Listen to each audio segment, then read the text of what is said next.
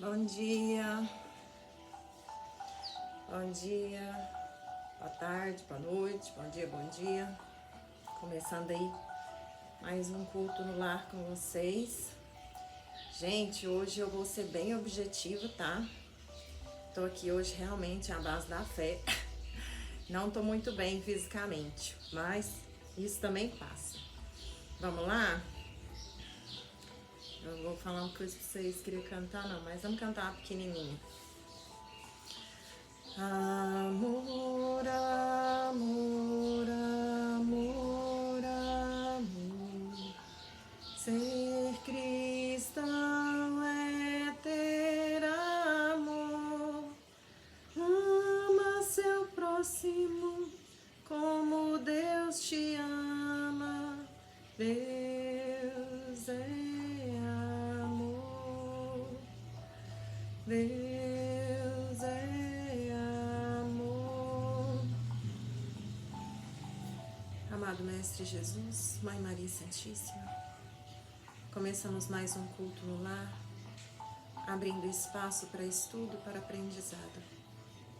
Um espaço, Mestre, que abrimos para aprender a conviver conosco e com nossos sentimentos, nossas emoções e nossos pensamentos, para que possamos ter consciência de quem realmente somos e o motivo pelo qual habitamos este planeta escola.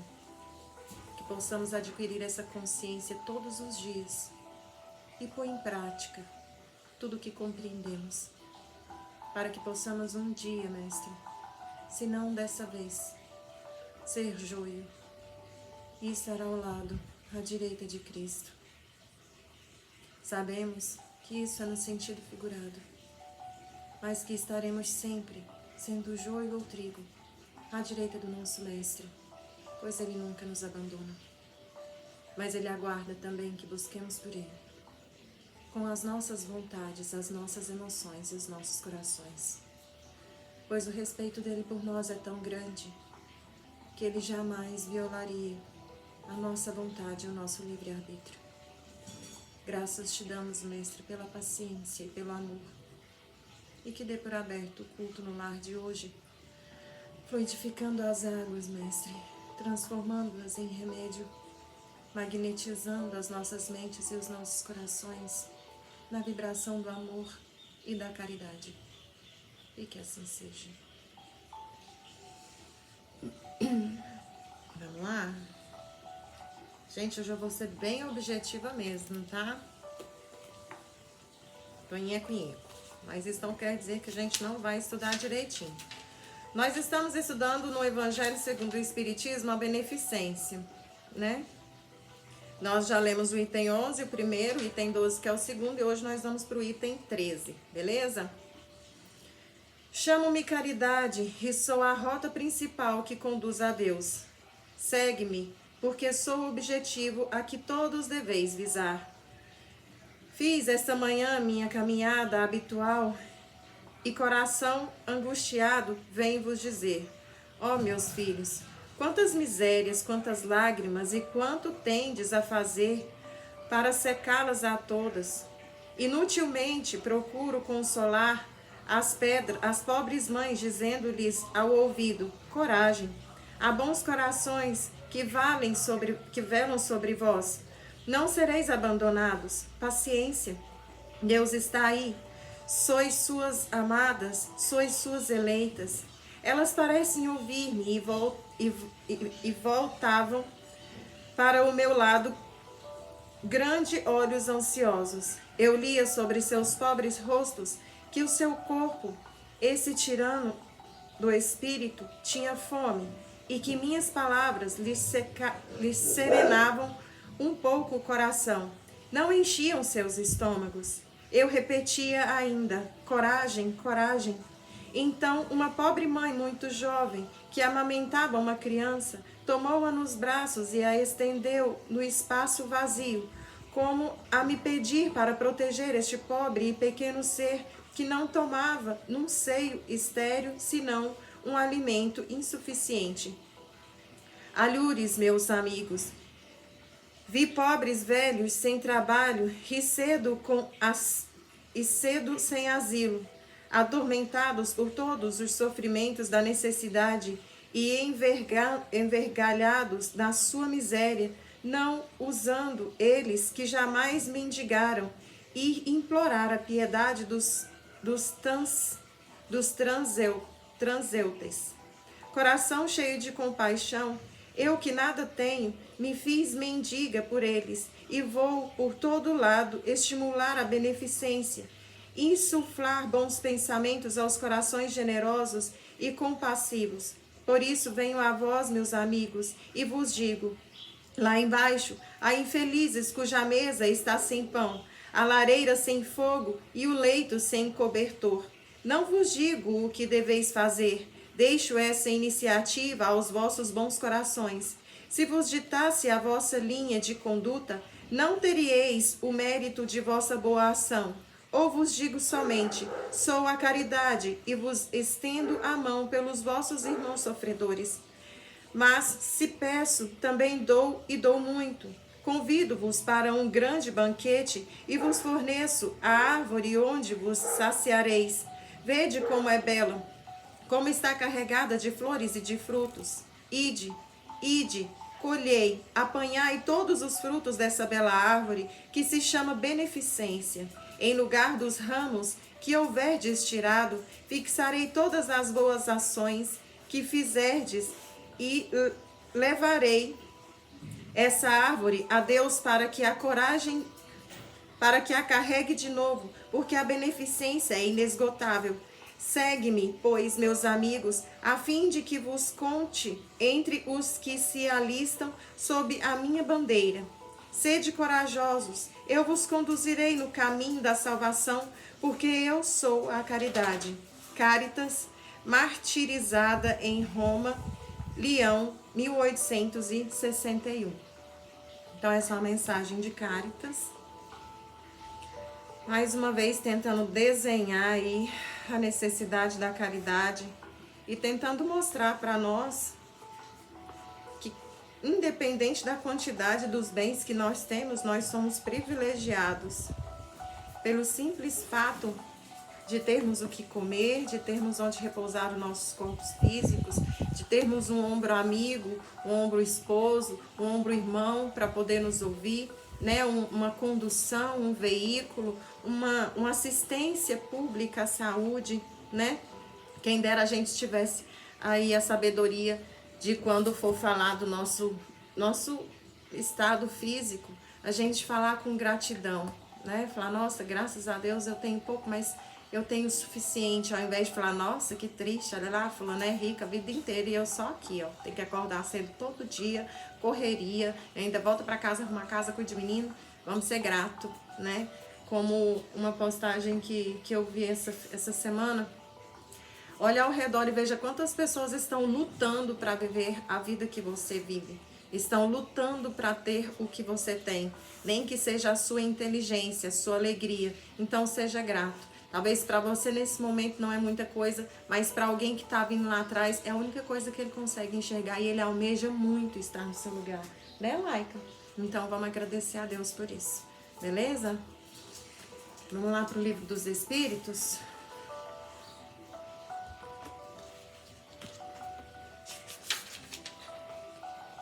Os homens e os animais. Na verdade, os animais e os homens.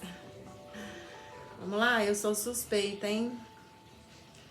Eu sou suspeita por falar dos animais. Sou completamente apaixonada neles e nas plantas. Pergunta de número 592.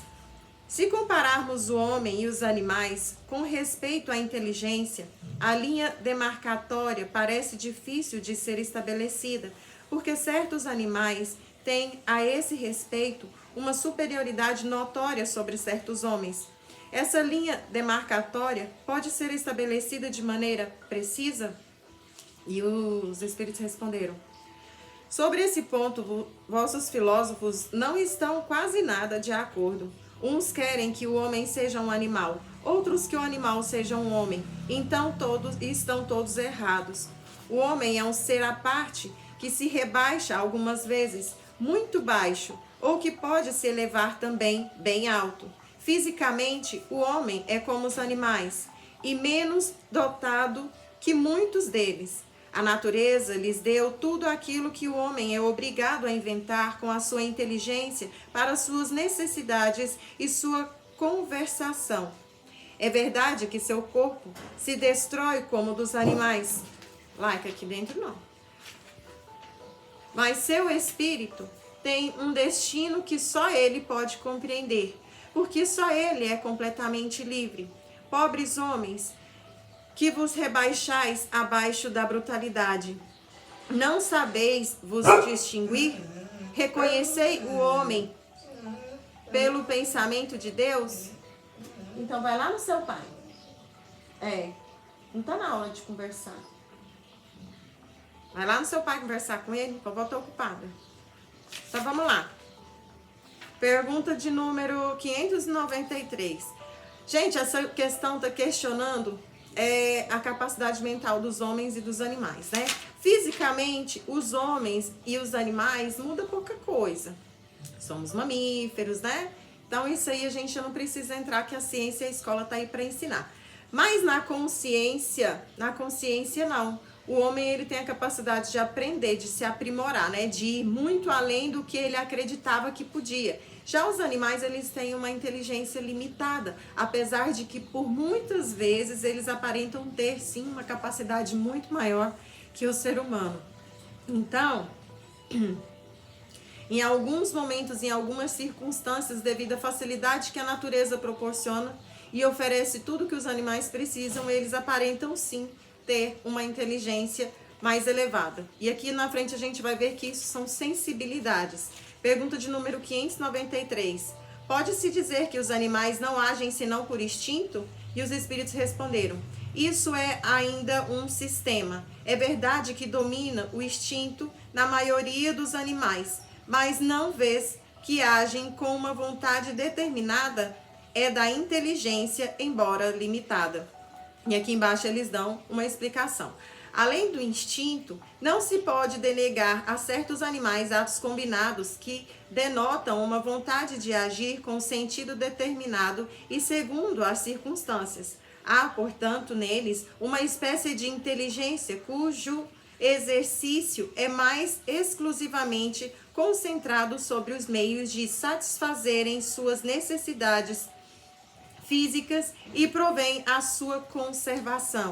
Entre eles, nenhuma criação, nenhuma melhora, qualquer que seja a arte que adquirimos em seus trabalhos, aquilo que faziam outrora ou fazem hoje, nem melhor nem pior, segundo formas e proporções constantes e invariáveis.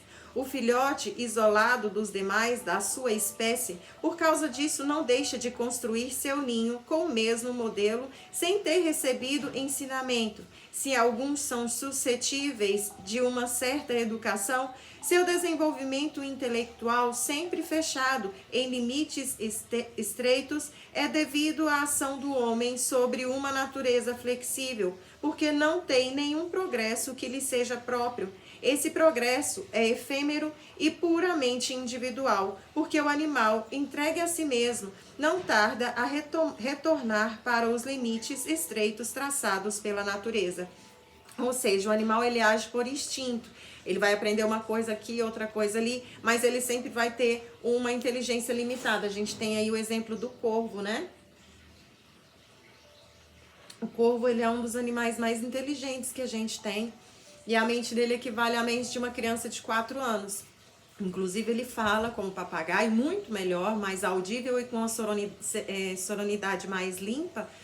E só que ele só atinge esse grau de inteligência. Então, ele atinge um grau de QI de uma criança de 4 anos e ele para. A gente pode continuar a insistir, estudar com ele, ensinar, mas a inteligência dele vai chegar nesse nível de QI de uma criança de 4 anos e vai parar. Já o ser humano, não.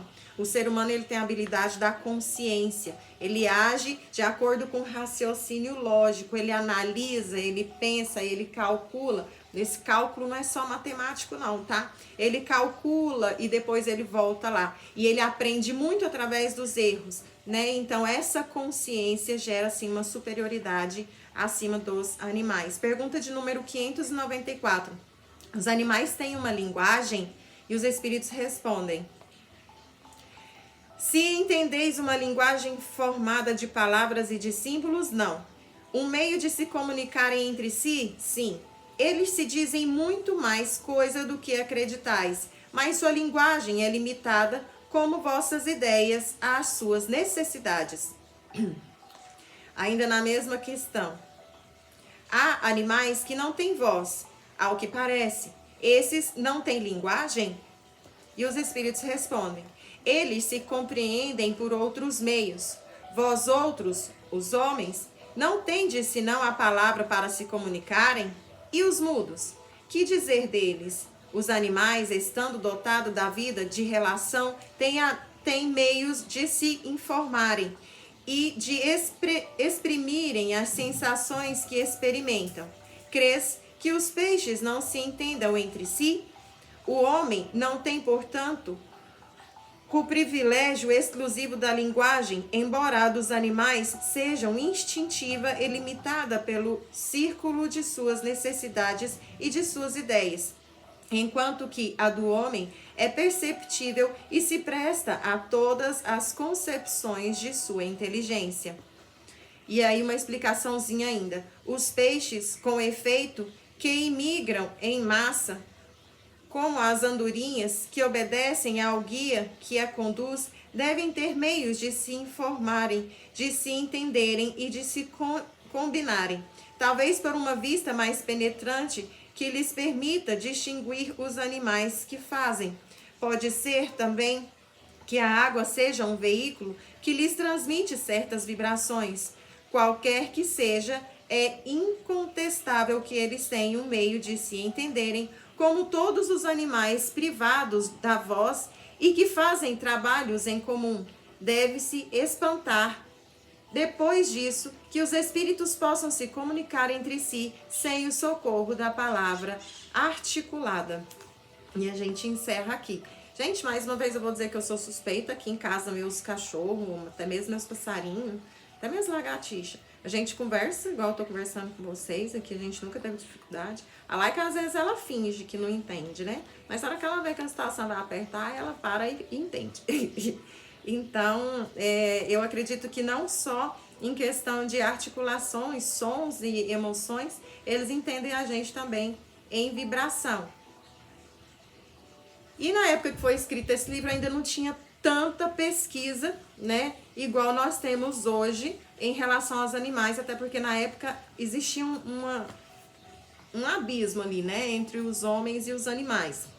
Acreditavam que eles não tinham nem sentimentos. E hoje a gente já sabe que eles têm sentimentos, que eles nos percebem, que eles nos sentem, são capazes até de diagnosticar quando a gente está com alguma doença grave, ou até em estado terminal. Ah, isso é só o cachorro. Não, não é só o cachorro, tá? O cavalo, o gato e qualquer outro animal que você tiver o hábito de conviver. Eu vi um cara que conviveu com a doninha e os dois tinham uma conexão incrível. E outra, gente, assim, é até estranho falar, nossa, a Tiana é meia doida. Mas aqui em casa a gente tem até lagartixa de estimação, aqui não mata nada, nem formiga. Outro dia eu tava com meu esposo lá fora olhando o céu, eu adoro olhar o céu, e ver aquelas formiguinhas com asa, né, voando assim. Aí eu olhei pra ela e falei, nossa, olha aqui, olha aqui. Aí ele veio e pisou. Nossa, eu quase morri. Ele não entendeu por que eu pisei. Porque aquela formiga nada mais veio me avisar do que ia chover. A chuva tá chegando, gente. Vai faltar pouco aí, ó, uns 15, 20 dias a chuva tá chegando. Mas nós ainda temos o instinto de quê? Matar. Ele assustou, coitado. Então aqui em casa a gente conversa até com as lagartixas. Os passarinhos têm nome, né? Então é tudo uma questão de conexão. Se você se permitir se conectar, eles vão se conectar com vocês. Etienne, você faz o que com essa lagartixa? Eu converso com elas. Quando eu tô varrendo meu quintal, elas ficam ali sentadas me assistindo. Meus cachorros, a gente troca 3 minutos de conversa, eles entendem. A gente não precisa bater. A gente olha pra eles e fala, não acredito que você fez essa feiura. Eles já murcham a orelhinha, já sabe o que tá rolando. Então, além da palavra, tem ali a vibração, o tom de voz. E eles entendem sim, tá? Inclusive, quando eu tô muito irritada, ou muito magoada, ou chorosa, eles entendem e me respondem com o mesmo carinho. Principalmente a Laika. A Laika é muito parceira minha. Muito, muito, muito. Se eu colocasse um topzinho, uma saia, nós duas ia andar e viver de boa no mundo. Não ia ter transtorno nenhum. E ela tá sempre do meu lado. O Bruce também é muito companheiro. Mas ele ainda é ali, como é que eu vou te dizer, sistemático. Aqueles velhos sistemáticos. O Bruce tá se tornando um velhinho sistemático. E a Luna sempre foi doida, né? Diz que o animal, ele puxa a personalidade do dono. E aqui em casa eles falam que a Luna puxou a minha. Então tá tudo certo. Vamos lá? Abrir pra gente encerrar o nosso culto. Nossa Senhora, hoje só porque eu tô daquele modelo ao tamanho da leitura, mas vamos lá. Nada é por acaso. Hoje nós vamos estudar Chico Xavier e suas mensagens no Anuário Espírita. Leitura de número 50, Genética Espiritual, de Emmanuel. Nossa, enorme, né? Mas vamos lá. Se é isso que eles querem, a gente é só um instrumento. É lamentável o dogmatismo estreito das escolas científicas da Terra que teimam em não reconhecer no seu patrimônio uma série de conhecimentos instáveis, mesmo porque, sendo humanos, encontram-se saturados da relatividade a que se subordinam todos os fenômenos do planeta. Esclarecidas pelas verdades do espiritismo, a biologia, a química e a física e a medicina, no futuro, renovarão as suas concepções, investigando o complicado problema das origens, considerando-se, todavia, que a humanidade somente poderá intensificar as suas aquisições evolutivas quando buscar envolver a sua visão espiritual dentro da ascensão moral, na virtude e no conhecimento. Vós outros, os encarnados, sois os primeiros a observar as maravilhas já descobertas. Entretanto, bem sabeis que o homem material terá sempre um limite para as suas perquirições do invisível. Pode vir, meu filho. Deita aqui pertinho da mamãe. Esse limite reside na estrutura do seu olho, cuja potencialidade visual está em correspondência direta com a sua capacidade de conhecimento. Esse homem material já conseguiu muito e é louvável todo o seu esforço na elucidação de todos os problemas da vida. No capítulo da biologia, a teoria dos genes tem a sua importância no drama biológico, e a hereditariedade física tem o seu incontestável ascendente no seio das espécies da natureza. Aí está, contudo, um campo imenso, onde os estudiosos materialistas somente poderão se socorrer das hipóteses inverossímeis, caso persistam em se conservar longe das verdades imutáveis do Espiritismo. A ciência poderá mesmo equilibrar os elementos da gênese profunda dos seres, mas esbarrará sempre com a claridade espiritual que se irradia de todos esses movimentos, ordenados dentro de certas matemáticas, estranha aos homens e independente de sua colaboração. A ciência terrestre, afinal, poderá especializar as suas atividades, surpreendendo novos compêndios e catalogando novos valores nos seus centros de estudo, mas não terá realizado um trabalho mais sério em benefício da alma humana sem espiritualizar o homem. É esse homem espiritual do porvir que poderá alçar voos mais altos, porquanto não terá a visão adstrita aos reduzir possibilidades do olho humano. Seu campo de ação será vastíssimo, abrangendo o infinito, cuja grandeza insondável participará naturalmente pelos caminhos evolutivos. Os cientistas do mundo deveriam estar atentos para com os imperativos dessa genética espiritual, cujas lições e cujas sínteses se encontram aí no orbe totalmente no problema da educação individual e na cultura dos sentimentos.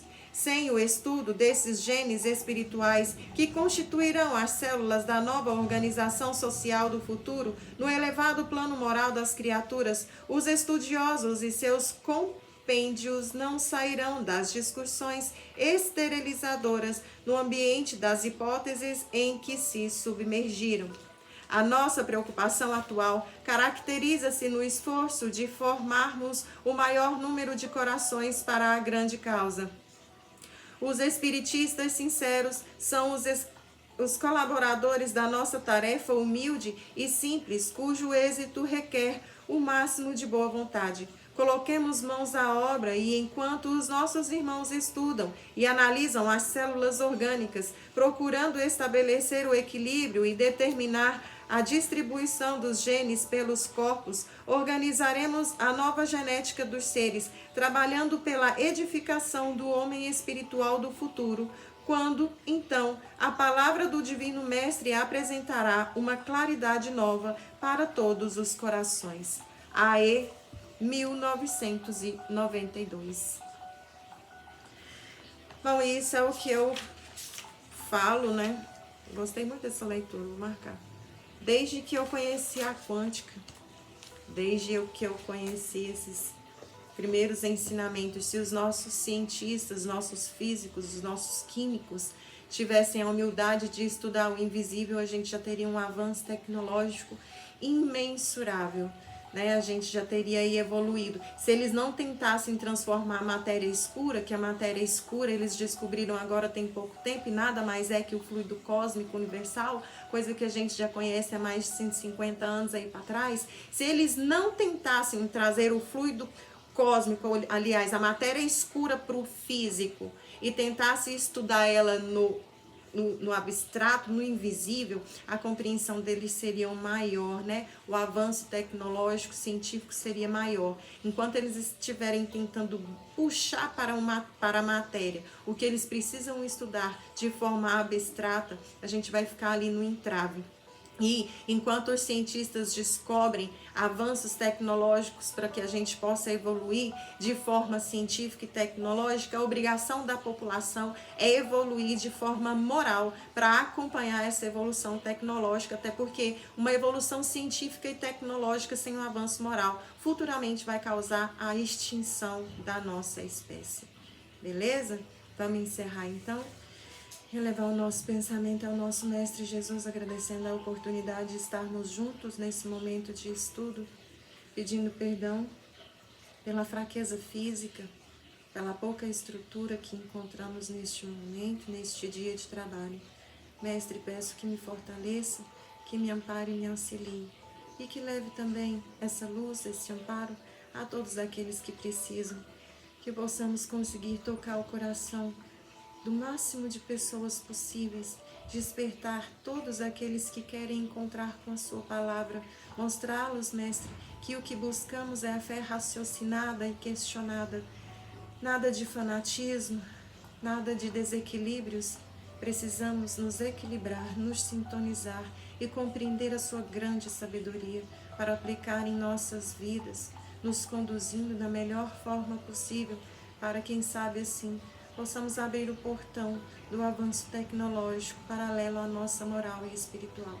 Graças te damos todos os dias e encerramos este momento de estudo com louvor e muita gratidão.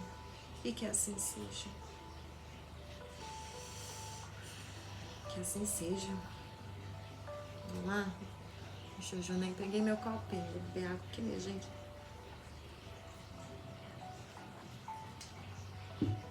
Vamos lá, rapidão. Acho que minhas forças estão acabando. Vou dar uma adiantada. Mas acho que hoje a gente não vai conseguir ir muito longe, né? Gente, vocês vão me desculpando. Eu realmente tô com um transtorno físico. Tô com o corpo fraco, mas vai passar, tá? Por isso que eu tô assim, nheque, sem gracinha. Mas vai passar. Capítulo 15. Hospital Holístico. Nós vamos começar aí, acho que o antepenúltimo capítulo desse livro. Ainda não decidi qual livro nós vamos estudar, uma vez que a gente ainda está aqui na metade do Evangelho e do Livro dos Espíritos, né? Minha intenção, quando eu comecei a trabalhar com vocês, era estudar só o Evangelho. Aí eu recebi aí uma inspiração de um amigo, né, o Macro, que nos orientou a fazer também a leitura do Livro dos Espíritos. Maravilhoso, foi quando a gente começou a fazer a leitura do Livro dos Espíritos, mas eu tenho também a sensação de que é mais interessante quando a gente consegue ver de forma prática o que a gente estuda. Então é por isso que eu leio esses romances com vocês, tá? Porque às vezes a didática fica cansativa, mas o romance ele vem trazer pra gente a realidade do que a gente estuda, uma vez que a gente não consegue lembrar. Todos nós já desencarnamos N vezes, né? Mas a gente consegue lembrar como que é do lado de lá? Não, lógico que não. A gente teve ali a nossa memóriazinha apagada, o véuzinho aqui, ó, do esquecimento, para que a gente não surtasse. Então é bom a gente estar recordando e vendo como que funciona, beleza? E agora a gente vai entrar no capítulo 5, depois de o Roger ter conhecido como que será o organismo do homem no terceiro milênio, né? Nessa nova era, após a separação aí do joio do trigo e o exílio planetário. Hospital holístico. Passados alguns dias, encontrei-me com Cristal e Gaidin em frente a um grande hospital de muros caiados e portões azuis. A construção antiga de 3 pisos era da cor dos muros e com janelas da cor dos portões. Ao ver-me, a bela fada abraçou-me e disse: estava com muita saudade. Eu retribuí o afeto e perguntei: como está Ramírez? Ele está muito bem, está se recuperando rapidamente e aguarda uma visita tua. E a melhor notícia é que ele irá reencarnar dentro de 15 meses. Que bom! Exclamei. Eu estou à tua disposição, minha amiga, para visitá-lo. Cristal sorriu e falou com a meiga cadência de sua voz. Iremos visitar Ramírez em outra oportunidade, porque hoje devemos trabalhar. Esta noite, eu e Gaidin estudaremos contigo a medicina do terceiro milênio. Aqui, no Hospital Santa Clara, na dimensão espiritual, verás os projetos a serem implantados no plano físico nas próximas décadas. Gaidin concordou com Cristal, fazendo um gesto significativo com a cabeça e disse: o homem moderno, purificando a sua alma, encontrará a saúde do corpo. Era uma bela noite. Estávamos provavelmente em uma região intermediária dos planos espirituais. Não havia luzes intensas nem trevas. A dimensão era muito parecida com a região onde se localiza o hospital intermediário do Império do Amor Universal, como foi narrado no livro A História de um Anjo. Passamos pelos altos portões que pareciam ir ao infinito e ingressamos no amplo saguão. Para todos os lados, víamos corredores que davam acesso a respectivas alas do hospital. No centro do saguão, havia uma estátua de cristal transparente de 3 metros de altura. Era possível ver no interior dessa escultura os órgãos internos, o corpo astral e a luz no centro do cérebro, a sede do espírito, demonstrando que a medicina do futuro tratará o paciente como um homem integral, analisando o conjunto corpo físico, corpo espiritual e o espírito imortal, a centelha divina. Hoje em dia já existe, tá?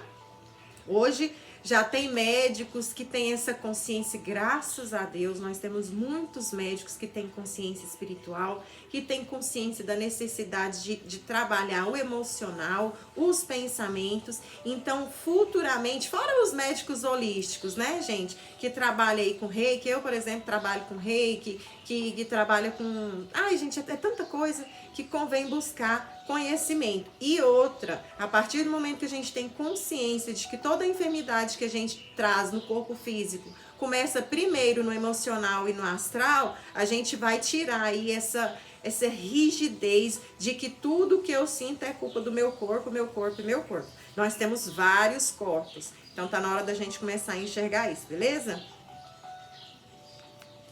Então vamos lá. Demonstrando que a medicina do futuro tratará o paciente como um homem integral, analisando o conjunto corpo físico, corpo espiritual e o espírito imortal, que é a centelha divina. Eu fiquei alguns segundos analisando aquele perfeito modelo, tão bem trabalhado como aqueles que vi com Chaim na estação orbital sobre a Terra. protótipo era tão detalhado que eu podia ver o sangue correndo pelas artérias ao ser bombeado pelo coração, que funcionava em ritmo perfeito. Os pulmões também demonstravam a perfeita obra de engenharia do Criador. Eles pulsavam, fazendo a troca do gás carbônico por oxigênio para, através da corrente sanguínea, nutrir as células. Algo realmente fantástico. Parecia que aquele modelo estava vivo e disposto a demonstrar aos estudiosos até mesmo os mínimos detalhes fisiológicos do corpo humano. Mas o mais impressionante estava na interatividade do corpo astral com o corpo físico. Era possível presenciar a olhos vistos as descargas que o perispírito irradiava ao corpo material.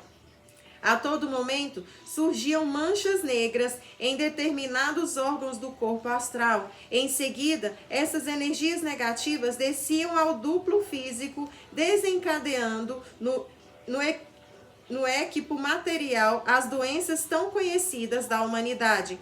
Após concluído o ciclo, o organismo ficava perfeito novamente, recuperando a sua vitalidade inicial. Ou seja, ali, aquela estátua de cristal gigante estava mostrando como que funciona não só o trabalho mecânico do corpo físico, mas a contaminação do corpo físico através do emocional e do mental, né? Então, a gente tem consciência já, não só por causa dessa leitura, que toda vez que a gente se fixa em pensamentos negativos, em vibrações baixas, o que acontece?